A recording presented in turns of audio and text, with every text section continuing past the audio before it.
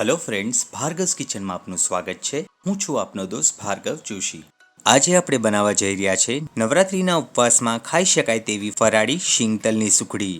આ ફરાળી સુખડી એટલી સોફ્ટ બનશે કે દાંત વગરના વડીલો પણ આરામથી ખાઈ શકશે અને આને બનાવવી ખૂબ જ સિમ્પલ છે અને ઝડપથી તૈયાર પણ થઈ જશે। તો આજે આપણે આ સુખડી પરફેક્ટ માપ અને સચોટ રીત સાથે બનાવીશું। તો રેસીપીને એન્ડ સુધી જરૂરથી જોજો અને જો તમને મારી રેસીપી પસંદ આવે તો પ્લીઝ એક લાઈક ચોક્કસથી કરજો।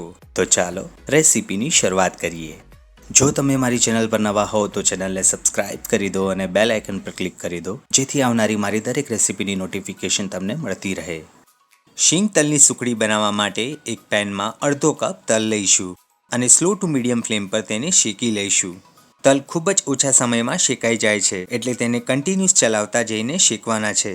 જો તલ થોડા પણ બળી ગયા તો સુખડીમાં કડવાશ પકડાશે એટલે એ વાતનું ખાસ ધ્યાન રાખવું કે સ્લો ટુ મીડિયમ ફ્લેમ પર જ તેને શેકવાના છે। અને જેમ તલ શેકાઈને ફૂટવા લાગે તેમ તરત જ આપણે ગેસની ફ્લેમ બંધ કરી દઈશું। તો લગભગ 3 જ મિનિટમાં તલ સરસ એવા શેકાઈ ગયા છે। હવે તેને એક પ્લેટમાં ટ્રાન્સફર કરી ઠંડા થવા દઈશું। હવે આપણે એ જ પેનમાં અડધો કપ કાચા શિંગદાણા લઈશું અને તેને પણ સ્લો ટુ મીડિયમ ફ્લેમ પર શેકી લઈશું। કાચા શિંગદાણામાં મોઇસ્ચર હોય છે તો તે કમ્પ્લીટલી દૂર થાય અને શિંગદાણાનો કલર ચેન્જ થાય ત્યાં સુધી આપણે તેને શેકવાના છે। શિંગદાણાને શેકાતા લગભગ 5 થી 6 મિનિટ જેટલો સમય લાગશે। તો લગભગ 5 જ મિનિટમાં શિંગદાણા સરસ એવા શેકાઈ ગયા છે અને ખબર કઈ રીતે પડશે કે તે પ્રોપર શેકાયા છે? તો શિંગદાણા શેકાઈને આ રીતે વચ્ચેથી ફાટી જશે, મતલબ તે પ્રોપર શેકાયા છે। હવે ગેસની ફ્લેમ આપણે બંધ કરી દઈશું। શિંગદાણા શેકાઈ જાય ત્યારબાદ તેના બધા જ છોતરા અલગ કરી દઈશું અને તેને કમ્પ્લીટલી ઠંડા થવા દઈશું। શિંગદાણા ઠંડા થાય પછી જ આપણે તેને મિક્સર જારમાં ટ્રાન્સફર કરી દઈશું અને પલ્સ મોડ પર તેને પીસી લઈશું। તો મિત્રો અહીં એક વાતનું ખાસ ધ્યાન રાખવું કે શિંગદાણાને આપણે પલ્સ મોડ પર જ પીસવાના છે। જો વધારે જ પડતું મિક્સર ચલાવ્યું તો મિક્સરની ગરમીના કારણે શિંગદાણામાંથી ઓઇલ રિલીઝ થશે અને શિંગદાણાની પેસ્ટ તૈયાર થઈ જશે। એટલે શિંગદાણા અને તલ કમ્પ્લીટલી ઠંડા થાય પછી જ તેને પીસવા। શિંગદાણા પીસાઈ જાય ત્યારબાદ તેને એક બોલમાં ટ્રાન્સફર કરી દઈશું। જોઈ લો, શિંગદાણાનો એકદમ કોરો ભૂક્કો તૈયાર થયો છે। હવે એ જ રીતે તલને પણ આપણે મિક્સર જારમાં એડ કરી દઈશું અને તેને પણ પલ્સ મોડ પર પીસી લઈશું અને તલ પીસાઈ જાય ત્યારબાદ તેને એ જ બોલમાં ટ્રાન્સફર કરી દઈશું। તલ પણ આપણા સરસ એવા પીસાઈ ગયા છે। હવે એક કડાઈમાં 3 ચમચી જેટલું ઘી લઈશું।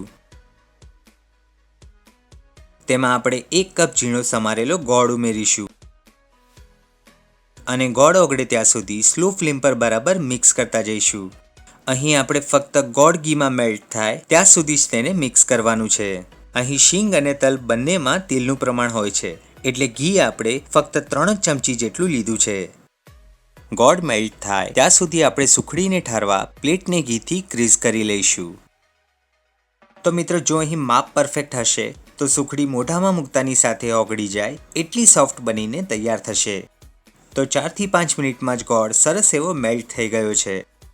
હવે આપણે તેમાં અડધી ચમચી સૂંઠ પાવડર, શીંગ અને તલ પચવામાં ખૂબ જ ભારે હોય છે એટલે સુખડી વાયડી ન પડે તેના માટે સૂંઠ એડ કરવી ખૂબ જ જરૂરી છે।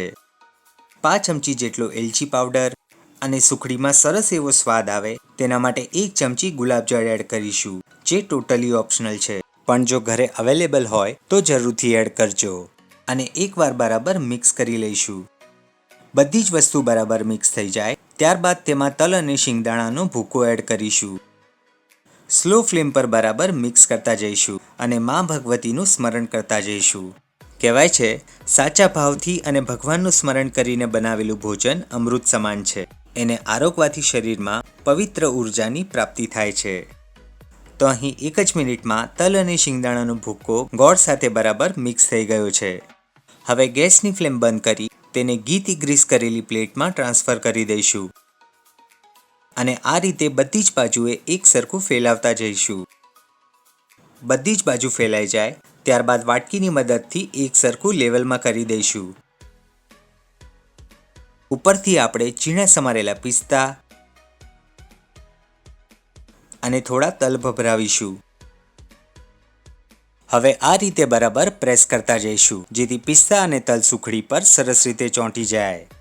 અહીં સુખડી આપણી ગરમ જ છે એટલે તેને આ જ સમયે આપણે કટ કરી લઈશું. સુખડીના ટુકડા તમે તમારી પસંદ પ્રમાણે નાના કે મોટા રાખી શકો છો. તો અહીં સુખડીને આપણે મીડિયમ સાઇઝમાં કટ કરી લીધી છે. આ સુખડીને ગરમ ગરમ સર્વ નહીં કરવી, તેને કમ્પ્લીટલી ઠંડી થવા દેવી. જો ગરમ ગરમ જ આપણે તેને ખાઈશું તો ગોળના કારણે સુખડી ચવડ લાગશે, એટલે ઠંડી થયા પછી જ આપણે તેને સર્વ કરીશું. તો લગભગ 2 કલાક બાદ સુખડી કમ્પ્લીટલી ઠંડી થઈ ગઈ છે અને આપણે તેને જોઈએ તો તે એકદમ પરફેક્ટ અને બધી જ બાજુથી એકસરખી બની છે અને મોઢામાં મૂકતાની સાથે જ ઓગળી જાય એટલી સોફ્ટ બની છે. આ સુખડીને રૂમ ટેમ્પરેચર પર 8 થી 9 દિવસ સુધી કંઈ જ નહીં થાય. એટલે આખી નવરાત્રી ગરબાની સાથે સાથે ઉપવાસમાં પણ તમે આનો આનંદ મન મૂકીને માણી શકશો.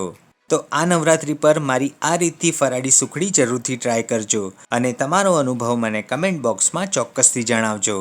આશા રાખું છું કે આજની રેસીપી તમને અવશ્ય પસંદ આવી હશે અને જો પસંદ આવી હોય તો આ વિડીયોને લાઇક અને તમારા ફ્રેન્ડ્સ અને ફેમિલી સાથે શેર ચોક્કસથી કરજો.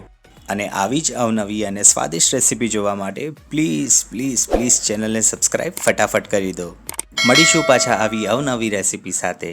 ત્યાં સુધી ખાઓ અને ખુશ રહો. જય માતાજી.